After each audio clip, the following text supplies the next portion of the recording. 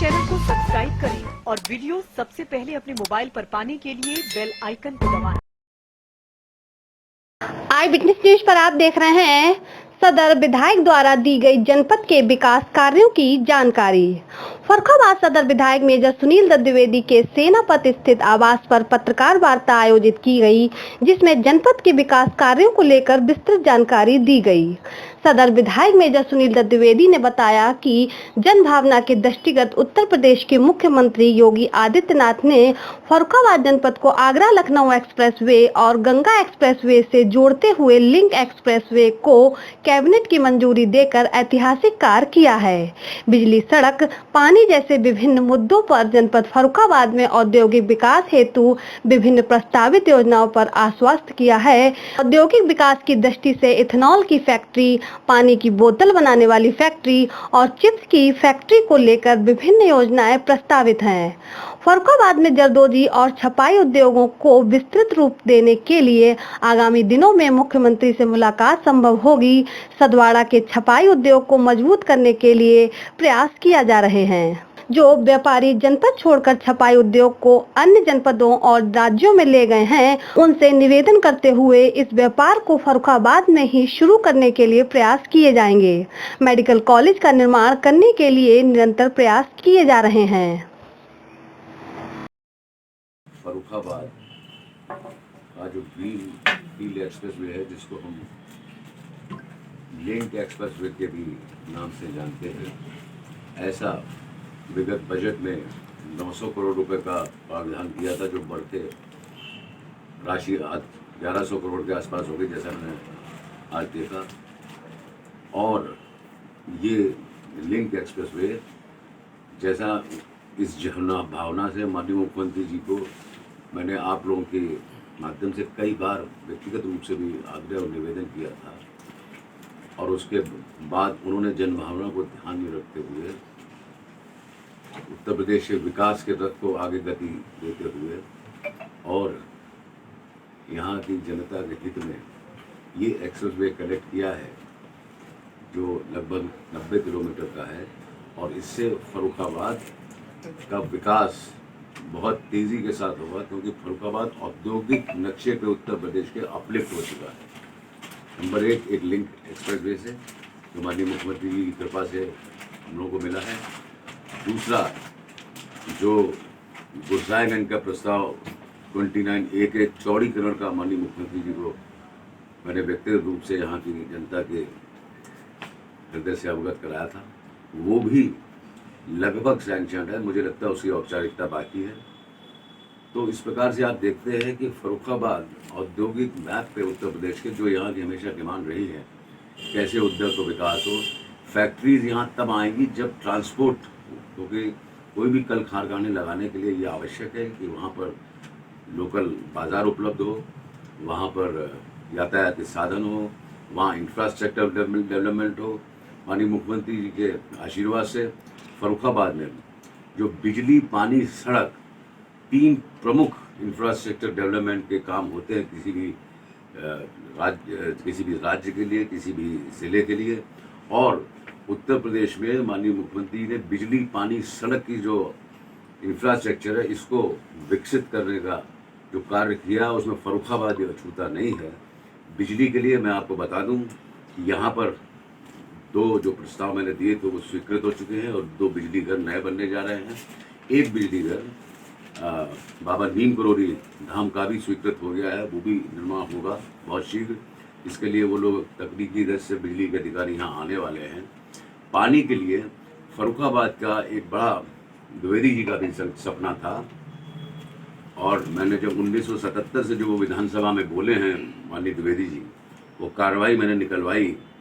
1977 के बाद से जो विधायक वो रहे, जब तक वो जीवित रहे, और उसमें मैंने देखा कि सबसे पहली डिमांड उन्होंने 1977 में विधायक बनने के बाद उठाई थी, गंगा पार के कड़क्का मार्ग की जो बांध है, जो बांध आती थी, वो स्वीकृत हो चुका था।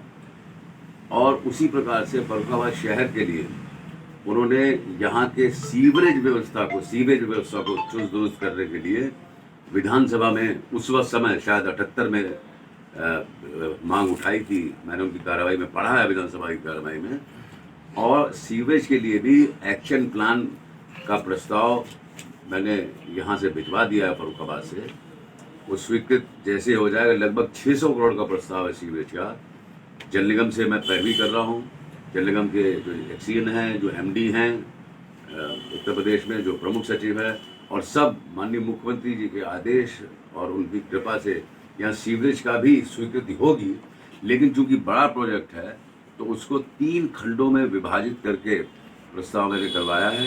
नंबर 1 फतेहगढ़ का प्रस्ताव, नंबर 2 आवास विकास के क्षेत्र का, और नंबर 3 ये जो बीबीगंज तक का क्षेत्र है, चौक से लेकर, जिसमें संभवतः चूँकि एकदम से फर्रुखाबाद की जो ये सड़कें हैं ये खुद ही नहीं जा सकती, इसलिए उसको पहले फतेहगढ़ का हम लोग लेंगे, लेकिन वो संभवतः उसमें समय लगेगा। लेकिन आपको मैं एक चीज़ बहुत सूचना दे दूं कि फर्रुखाबाद में जो अंडरग्राउंड पाइपलाइन का प्रस्ताव है, इसका एक्शन प्लान स्वीकृत हो चुका है। 226 करोड़ की इसकी वर्तमान लागत है, जिसकी डीपीआर स्वीकृत होने के लिए सोमवार को लखनऊ पहुंच जाएगी, और इसकी व्यक्तिगत रूप से मैं वहां के जो अधिकारी हैं उनके माध्यम से बात करूंगा।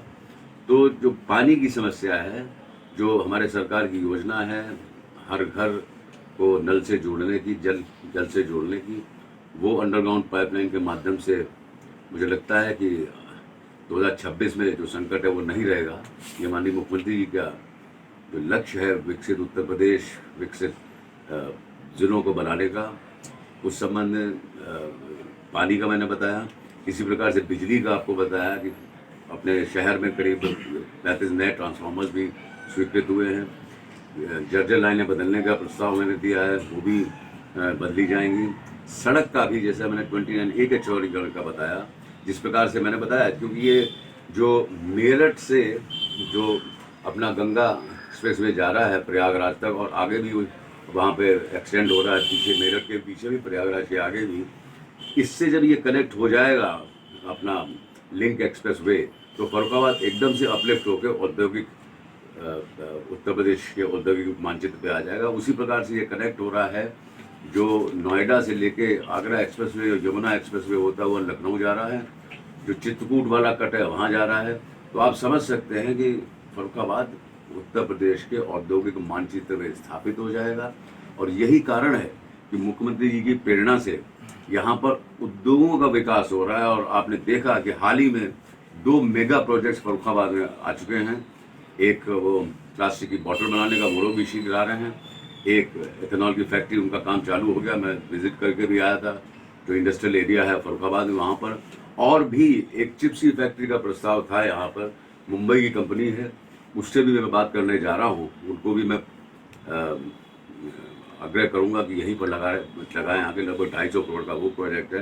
तो धीमे धीमे फर्रुखाबाद में जो जॉब की समस्या थी, फर्रुखाबाद में जो बेरोजगारी की समस्या थी, फर्रुखाबाद में जो विकास की समस्या थी, जो बिजली, पानी, सड़क, द्विवेदी जी का हमेशा का ये रहा कि उनके बारे में कहा जाता था, सबको बिजली सबको पानी, ब्रह्मदत्त की यही निशानी। तो बिजली के संबंध में, पानी के संबंध में, सड़क के संबंध में जो माननीय मुख्यमंत्री जी की हमारी प्रेरणा है, जो उनका लक्ष्य है वो, और जो द्विवेदी जी का कभी सपना रहा था, उसके लिए हम लोग काम कर रहे हैं। और ये बहुत ही शीघ्र आप देखेंगे कि जो अगली गर्मियाँ हैं उसमें बिजली का वो संकट अपने फर्रुखाबाद के सामने आने वाला नहीं है। ये मैं आपको विश्वास दिलाना चाहता हूँ। और आप सभी के माध्यम से मैं फर्रुखाबाद की पूरी जनता की ओर से माननीय मुख्यमंत्री जी का मैं हृदय से आभार प्रकट करता हूँ कि उन्होंने फर्रुखाबाद को उत्तर प्रदेश के औद्योगिक मानचित्र पर स्थापित करने का कार्य किया है इस लिंक एक्सप्रेसवे से। और यही नहीं, पर्यटन के क्षेत्र में भी, चूंकि ये एकदम फर्रुखाबाद ऊपर आ जाएगा, कनेक्टिविटी हो जाएगी पूरे एक्सप्रेसवे से, तो जो संकिसा का हमारा तीर्थ स्थल है, जो हमारा बाबा नीम करोली धाम का है, जो गुड़गांव देवी जी की मान्यता है, जितने पुराने यहाँ तीर्थ स्थल हैं, जो महत्व इसका गंगा मैया के किनारे का है, रामनगरिया मेले का, वो सारा का सारा परिदृश्य फर्रुखाबाद का बदलने वाला है। इसलिए मैं एक बार पुनः अपनी ओर से, अपने पूरे फर्रुखाबाद की जनता की ओर से माननीय मुख्यमंत्री जी का हृदय से आभार प्रकट करता हूँ। जब सरकार की कोई योजना बनती है तो पूरा परिदृश्य उत्तर प्रदेश का देखा जाता है ना। कहीं पर उत्तर प्रदेश की सरकार आलू की बेल्ट विकसित कर रही है, कहीं पर छपाई उद्योग विकसित कर रही है, ललितपुर में फार्मा उद्योग विकसित कर रही है। हर जिले को कुछ ना कुछ दिया जा रहा है। नंबर 2, जहाँ तक आपका छपाई उद्योग की बात है, एक नई योजना गवर्नमेंट की है जो अभी थोड़ा प्रीमेच्योर होगा आपको बताना, लेकिन उसमें जो हमारे व्यापारी बंधु छपाई उद्योग के प्लांट लगाना चाहते हैं, कोई ज़रूरी नहीं कि उनको फैक्ट्री लगानी पड़े फरुखाबाद में। जो हमारा इंडस्ट्रियल एरिया है, एक नई योजना ऐसी गवर्नमेंट लेके आ रही है कि वो अपना एक बड़ा सा गवर्नमेंट उसमें हॉल बनाकर देगी और उसमें वो किराए पर भी ले सकते हैं। दूसरी चीज़, जितने भी छपाई उद्योग के लोग चले गए हैं यहाँ से, उस वक्त पॉल्यूशन कंट्रोल बोर्ड की समस्या की वजह से वो यहाँ जाते थे, क्योंकि उसका गंगा जी में गिर जाता, पानी गिर जाता था। लेकिन जो हमारा औद्योगिक नगर विकसित हुआ है, यहाँ पर उनका स्वागत है कि वो अपने उद्योग लगाएं। और यहाँ पर अलग से CCTP जो बोला जाता है पॉल्यूशन कंट्रोल बोर्ड का, उसकी भी, जैसे जो आपका केमिकल की फैक्ट्री लग रही है, उनके लिए यहाँ स्वीकृत हो गया। मेरे ख्याल से 11 करोड़ का प्रोजेक्ट है, वो CCTP बनने जा रहा है वहाँ इंडस्ट्रियल एरिया में।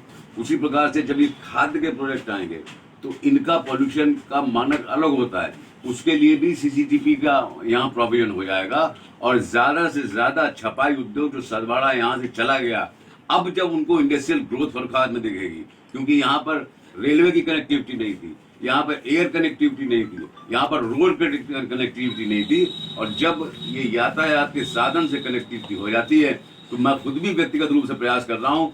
एक हमारे सात समाज की इतनी बड़ी पुस्तक है, वो मैंने मंगवाई है, बड़ौदा से आ गई है मेरे पास। उसमें पूरे फरुखाबाद के जितने भी लोग देश में अलग अलग जगह पे गए, मुंबई में चले गए, तो नोएडा में फैक्ट्रीज लगाई हैं, सूरत में लगाई, बड़ौदा में लगाई, जर्मनी में चले गए हैं, उनको सबको वापस लाने का हम लोग प्रयास करें, वो वापस आए। और दूसरा जो हमारा जरदोजी का टेक्सटाइल में और जरदोजी में ODOP फरुखाबाद का आप जानते हैं उसमें चिन्हित किया गया है, ये दोनों वापस में लाने का प्रयास हो रहा है।